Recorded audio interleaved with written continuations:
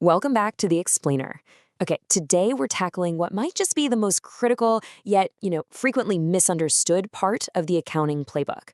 We are jumping right into Section 3 of our ASC 450 Contingencies training.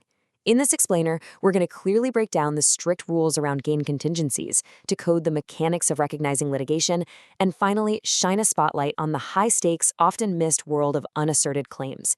If you've ever wondered exactly how much certainty you need before putting a number on the balance sheet, you are in the exact right place. Here's our roadmap for today. First, we're looking at gain contingencies and conservatism. Then, recognizing litigation contingencies. After that, collaborating with legal counsel. And finally, we'll cover the unasserted claims trap. Let's get right into it. Section 1. Gain contingencies and conservatism. To really master ASC 450, you've got to understand its mindset. And honestly, it's fundamentally conservative. The standard treats potential gains completely differently than potential losses. It's intentionally asymmetric.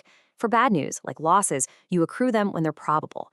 But for good news, gains, the standard absolutely prohibits recognizing them early. Why? Because financial statements just can't overstate assets or income before they are legally certain. No matter how sure a gain feels, you literally cannot accrue it as income until it's actually received or legally guaranteed. Let's put a number to this to make it real.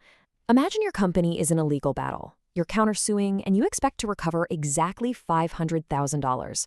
Your legal counsel calls you up, pumped, and says, "Hey, we've got them dead to rights. Recovery is very likely." So do you book the revenue? Absolutely not. No way. Even if the win feels guaranteed in the room, US GAAP puts up a massive firewall. You have to wait until that settlement is finalized or the court judgment is officially in your hands before you recognize a single dollar. Now, there's a big difference between communicating with investors and what actually goes on the balance sheet. If a gain is probable, can you accrue it? Never. But can you disclose it? Yes. You can put it in the footnotes. You just have to be super careful not to create misleading expectations about the actual dollar amount. If it's reasonably possible, accrual is still a strict no. And disclosure is permitted, but again, with care. If it's remote, that's a no across the board. The real magic happens at realized. When the money is received or legally certain, only then is it a yes for recognition. And of course, you disclose what you just recognized. Moving on to Section 2, recognizing litigation contingencies.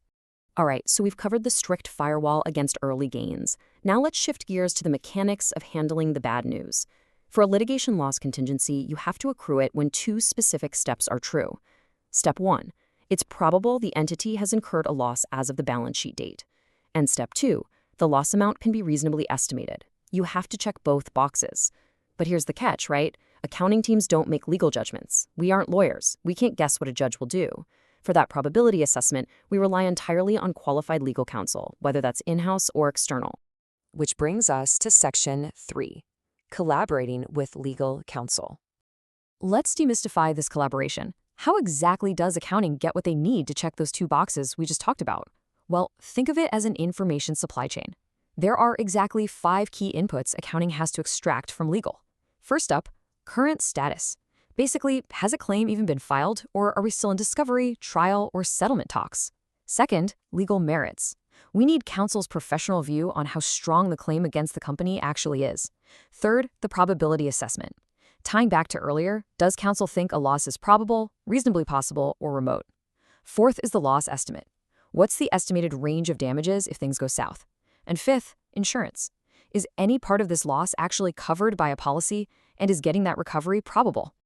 Speaking of insurance, I really want to highlight a crucial rule here. When legal tells you there's coverage, you can't just take the easy route and net the insurance receivable against your loss liability. You just can't. ASC 450 requires insurance recoveries to be recognized as a completely separate asset, and only when that recovery is independently probable. That is a very high bar. On your balance sheet, the insurance receivable and the loss liability have to be presented gross. You can never net them against each other unless a very specific legal right of offset actually exists. Okay, but let me ask you something. What if no lawsuit has been filed yet? What if your desk is completely clean? No legal paperwork, no subpoenas, no formal complaints. Are you off the hook for ASC 450? That question leads us straight into Section 4, the unasserted claims trap. This is, hands down, the most overlooked area in compliance. It's a massive blind spot during period end reviews. Let's define it. An unasserted claim is a potential claim that hasn't been formally filed yet, but where past events indicate a claim is probable based on conditions that existed at the balance sheet date. So the absolute key takeaway here is that your accounting focus has to be strictly on the conditions existing at the balance sheet date. It doesn't matter if a process server hasn't knocked on your door yet. The absence of a formal, filed legal document does not excuse you from evaluating whether a contingency exists. Let's ground this in reality to see exactly how this trap springs. Imagine an expected IRS audit that's likely going to result in an adjustment. Is this an unasserted claim? Yes, absolutely. The assertion is probable, so you accrue it if it's probable and estimable.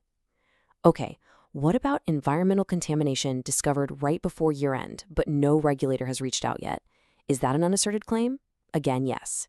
The contamination is the past event. You have to accrue if regulatory action is probable and the costs are estimable. Now, what about an escalating customer dispute, but no formal claim has been filed? Well, that's a possibly. You'd need to sit down and evaluate the specific facts with legal.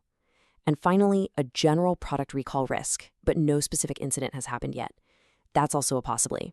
You have to figure out if a specific past event actually occurred.